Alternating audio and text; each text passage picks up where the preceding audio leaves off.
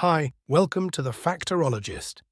Upon its premiere in 1951, I Love Lucy became an immediate hit. Audiences were charmed by the sitcom, which revolved around Lucy's harebrained schemes to enter show business, much to her husband Ricky's chagrin. To this day, the show remains as iconic as ever, cementing Lucille Ball as a comedy legend and television pioneer. And though she may be best remembered for her wacky on-screen antics, fiery red hair, and larger-than-life comedic presence, Ball was equally influential for her work behind the scenes as the first female head of a Hollywood production company. Here are some little-known facts about the life of the legendary trailblazer.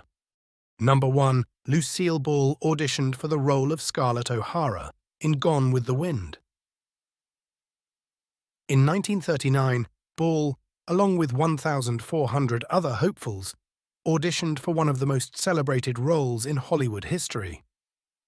Her audition proved to be disastrous, however, as she showed up soaking wet and tipsy, the result of running through a rainstorm after having one too many drinks to ease her nerves. But that isn't Ball's only Gone with the Wind connection. In an ironic twist, she would go on to own many of the movie's sets. In 1957, her production studio, Desilu Productions, purchased 33 soundstages, among other things, from RKO Pictures, including the exterior of the Tara plantation. Number 2. Lucy and Desi were television's first interracial couple. When CBS first offered Ball an opportunity to star in a TV show based on her radio program, My Favorite Husband, she agreed to do so under one condition. She insisted her real-life husband, Desi Arnaz, play her television spouse. The network initially refused, claiming that audiences wouldn't be receptive to an interracial couple, especially given Arnaz's thick Cuban accent. But Ball proved them wrong by embarking on a nationwide tour with Arnaz. The pair charmed crowds around the country with their vaudevillian act. Only then did CBS agree to cast the couple, since fans couldn't get enough of the duo. Number 3. Lucille Ball was one of the first women to appear pregnant on network TV. Pregnant characters are commonplace now, but in the 1950s, Lucy's television pregnancy was groundbreaking. Both CBS and the show's sponsor, Philip Morris, were so concerned about airing this seemingly suggestive idea that they had the production studio work with various religious organizations to determine how to most sensitively express this supposedly controversial plot point. Ultimately, the producers agreed to avoid the word pregnant, going with the euphemism expecting, and similar terms instead. The then radical 6-episode pregnancy arc paid off, as over 44 million people tuned in on January 19, 1953, to see Lucy welcome her son, little Ricky.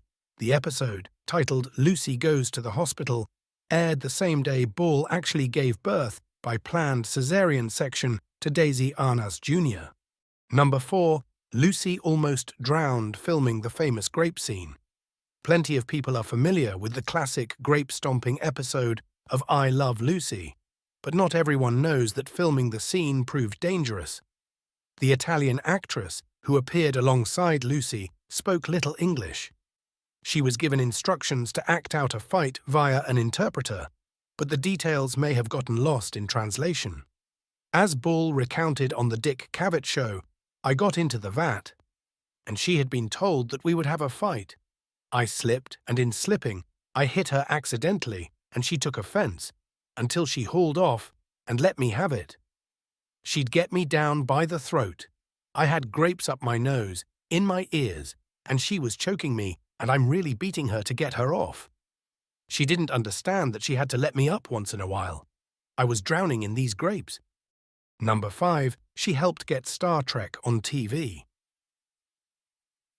As the first female head of a major Hollywood studio, Desilu Productions, which she formed with Arnaz but took over by herself after their divorce in 1960, Ball helped produce some of the most influential television shows of all time. She was particularly instrumental in getting Star Trek on the air. There was apparently some trepidation by Desilu board members when it came to the budget of the ambitious series, leaving Ball to personally finance not one but two pilots of the science fiction mainstay. One studio accountant, Edwin "Ed" Holly, even claimed, if it were not for Lucy, there would be no Star Trek today. Lucille Ball truly allowed the show to live long and prosper. Number 6. She had a communist past. During the 1950s, amidst Joseph McCarthy's congressional reign, many celebrities faced accusations of communist loyalties. Many had their reputations tarnished, but amazingly, Ball emerged unscathed despite being questioned by both the FBI and the House Committee on Un-American Activities in 1953. It turns out Ball had identified as a communist when she registered to vote in 1936. However, she only did so to pacify her grandfather and his political leanings. Desi Arnaz came fiercely to his wife's defense and even phoned FBI Director J. Edgar Hoover directly to clear her name. Arnaz once famously quipped, "The only thing red about her was her hair, and even that was not legitimate." If you want to learn more facts on various topics, please subscribe to The Factorologist. Until next time.